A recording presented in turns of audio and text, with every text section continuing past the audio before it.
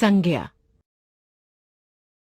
बच्चों, संज्ञा किसे कहते हैं ये तो आप पिछली कक्षाओं में पढ़ ही चुके हैं। यहाँ हम थोड़ा और विस्तार के साथ संज्ञा का अध्ययन करेंगे। चलिए अब कुछ चित्रों और वाक्यों की सहायता से संज्ञा को समझते हैं। स्नेहा पुस्तक पढ़ रही है। बच्चों, इस चित्र में एक लड़की पुस्तक पढ़ती दिखाई दे रही है। अब इस चित्र के वाक्य को पढ़ते हैं। स्नेहा पुस्तक पढ़ रही है। इस वाक्य में स्नेहा और पुस्तक संज्ञा हैं। कैसे? अब इसे समझते हैं। बच्चों, स्नेहा क्या है? एक लड़की यानी कि एक व्यक्ति, और व्यक्ति का नाम संज्ञा कहलाता है। इसलिए स्नेहा संज्ञा है। अब बात करते हैं पुस्तक की। पुस्तक क्या है? एक वस्तु, और ये तो आप जानते ही हैं कि वस्तु का नाम भी संज्ञा होता है, इसलिए पुस्तक भी संज्ञा है। कुछ और उदाहरण लेते हैं। कश्मीर बहुत सुंदर है।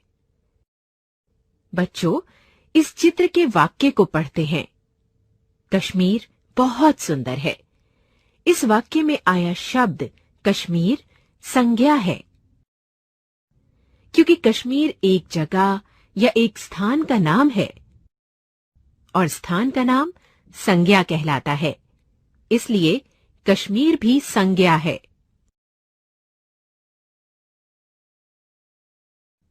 आज बहुत गर्मी है।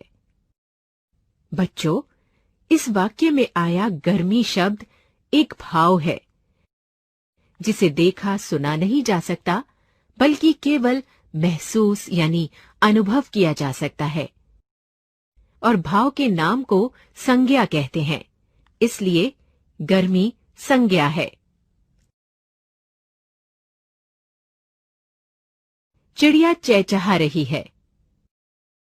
बच्चों, इस वाक्य में चिड़िया एक संज्ञा है, क्योंकि चिड़िया एक पक्षी अथवा एक प्राणी है और प्राणी का नाम संज्ञा कहलाता है, इसलिए चिड़िया संज्ञा है। इस प्रकार आपने देखा और समझा कि किसी व्यक्ति, वस्तु, स्थान, प्राणी और भाव आदि के नाम को संज्ञा कहते हैं। अब संज्ञा के भेदों की चर्चा करते हैं। बच्चों, संज्ञा के 5 भेद हैं। पहला, व्यक्तिवाचक संज्ञा। बच्चों, व्यक्तिवाचक संज्ञा द्वारा किसी विशेष व्यक्ति, प्राणी, वस्तु अथवा स्थान के नाम का बोध होता है। जैसे सचिन तेंदुलकर एक विशेष व्यक्ति है। मोर हमारा राष्ट्रीय पक्षी विशेष प्राणी है। रामायण विशेष ग्रंथ यानी कि विशेष वस्तु है। ताजमहल एक विशेष स्थान है, इसलिए ये सब व्यक्तिवाचक संज्ञाएं हैं। दूसरा, जातिवाचक संज्ञा।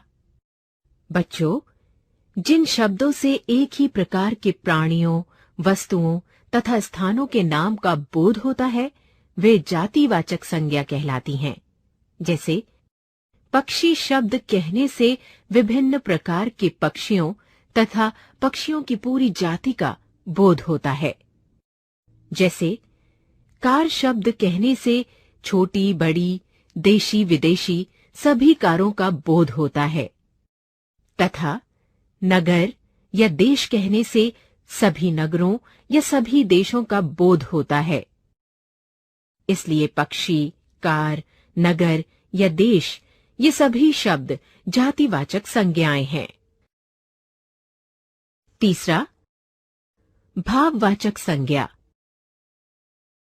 बच्चों, जिन शब्दों से किसी प्राणी या वस्तु की स्थिति, भाव या दशा का बोध होता है, वे भाववाचक संज्ञा कहलाती हैं। जैसे बुढ़ापा, खुशी, मित्रता आदि। बच्चों, यहाँ बुढ़ापा शब्द द्वारा किसी व्यक्ति या प्राणी की स्थिति या दशा का पता चल रहा है, इसलिए ये भाववाचक संज्ञा है। खुशी तथा मित्रता शब्दों द्वारा किसी व्यक्ति के मन के भाव प्रकट हो रहे हैं, इसलिए ये शब्द भी भाववाचक संज्ञा है।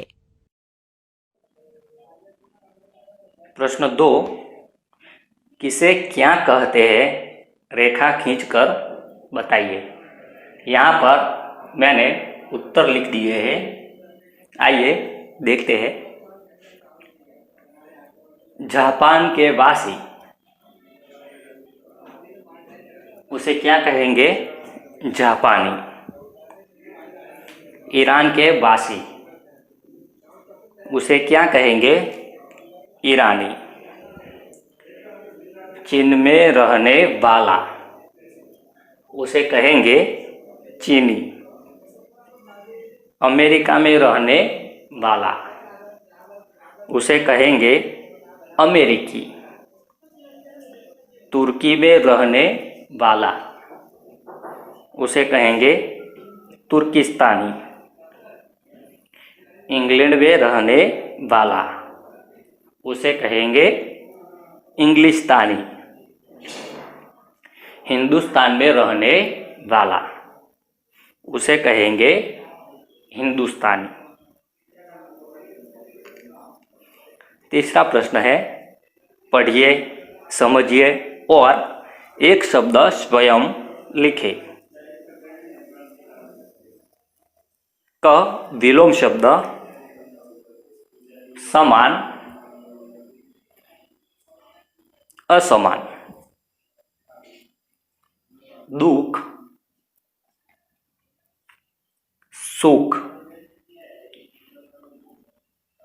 प्रेम, नफरत। नई, पुरानी। क पर्यायवाची शब्द गंगा, मंदाकिनी, भागीरथी। देह, शरीर, काया। प्रेम, प्यार, स्नेह। विमल, निर्मल, स्वच्छ।